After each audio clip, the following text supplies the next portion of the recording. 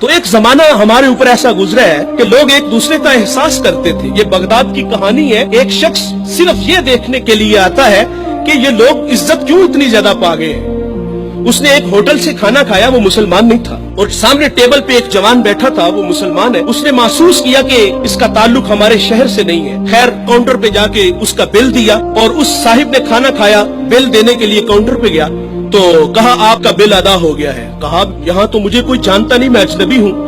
کہا ایسے ہی ہے, ایک مسلمان تھا اور اس نے آپ کا بل دیا اور چلا گیا. رکا اس لیے نہیں کہ آپ شکریہ کے لیے آگے بڑھیں گے, تو اس نے یہ بھی اپنے لیے مناسب نہیں سمجھا کہیں یہ نفس کی غذا نہ بن جائے. وہ اس بات سے متاثر ہوا. پھر ایک دکان پہ گیا, اسے کوئی چیز چاہیے تھی. جب دکان پہ گیا تو اس نے کہا یہ چیز مجھے چاہیے, قیمت طے ہوئی. تو دکاندار پتہ کیا کہتا ہے, وہ کہتا ہے بھائی اسی معیار کی اسی قیمت میں وہ جو سامنے دکان ہے, اگر یہ چیز تم اس سے خرید لو تو تمہیں کوئی اس پہ اعتراض تو نہیں. کہا مجھے چیز چاہیے. وہ سامنے دکان پہ گیا, اس نے وہ چیز خریدی, خرید کے جانے لگا. لیکن یہ تجسس تھا, اس نے ایسا مجھے کیوں کہا, یہ خود بھی تو نفع لے سکتا تھا, فائدہ تو اسے بھی ہو سکتا تھا, لیکن اس نے مجھے اس کے پاس کیوں بھیجا. دوبارہ پھر پلٹتا ہے اور آ کے کہتا ہے بھائی وہی معیار ہے, وہی قیمت ہے, لیکن اس کے پاس بھیجنے کا مقصد کیا تھا تیرا.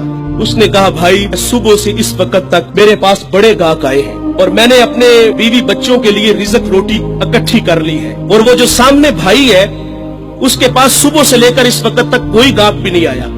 تو میری آرزو تھی کہ تو اس سے جا کے خرید لیتا تاکہ وہ بھی اپنے بچوں کے لیے رزق روٹی لے جاتا. ایک ایسا زمانہ تھا, ہمارے اخلاق اتنے اچھے تھے, ہم ایک دوسرے کا خیال رکھتے تھے. آج تو ذلیل کرتے ہیں. تو حضرت عمر رضی اللہ تعالیٰ عنہ کے پاس ایک مقدمہ آیا بڑا عجیب سا. ایک صاحب نے زمین خریدی اور ایک نے بیچی. جس نے زمین خریدی اس نے ہل چلایا تو اس سے خزانہ نکلا, اور وہ خزانہ لے کے جس سے خریدی ہے اس کے پاس آ گیا اور آگے کہتا ہے کہ بھائی میں نے زمین خریدی ہے, زمین کے پیسے دیے ہیں, اس خزانے کے پیسے نہیں دیے, یہ آپ مجھ سے لے لو. اور جس نے بیچی ہے وہ کہتا ہے بھائی یہ تمہارے مقدر, یہ میں نہیں لوں گا, یہ تمہارے ہی ہیں. ان کا آپس میں تنازع ہوا, حضرت عمر کے پاس آ گئے. وہ دے رہا ہے, وہ لے نہیں رہا. آج بھائی بھائی ایک انچ پہ ایک دوسرے کو قتل کر رہے ہیں. آج ایک انچ پہ بھائی جیونا مرنا ختم کر رہے ہیں اپنے بھائی سے. اپنی اولادوں کو بھی نصیحت کر کے جاتے کہ چچا کو منہ نہیں لگانا. اور ادھر کیا ہے جو رسول اللہ نے اخوت کا درس دیا تھا ان قوم کو, ان لوگوں کو, اور وہ کتنے اچھے لوگ ہیں, وہ خزانہ دے رہے, وہ لے نہیں رہا. حضرت عمر رضی اللہ تعالیٰ عنہ کے پاس فیصلہ آیا تو آپ نے فرمایا تم دونوں صاحب اولاد ہو. کہا ہاں. ایک نے کہا میری بیٹی ہے, جس نے زمین بیچی تھی اس کی بیٹی تھی, جس نے خریدی تھی اس کا بیٹا تھا. کہا دونوں کا نکاح کر دو, اور وہ جو خزانہ ہے وہ بیٹی کو جہیز میں دے دو تاکہ وہ خزانہ دوبارہ اس کے پاس چلا جائے.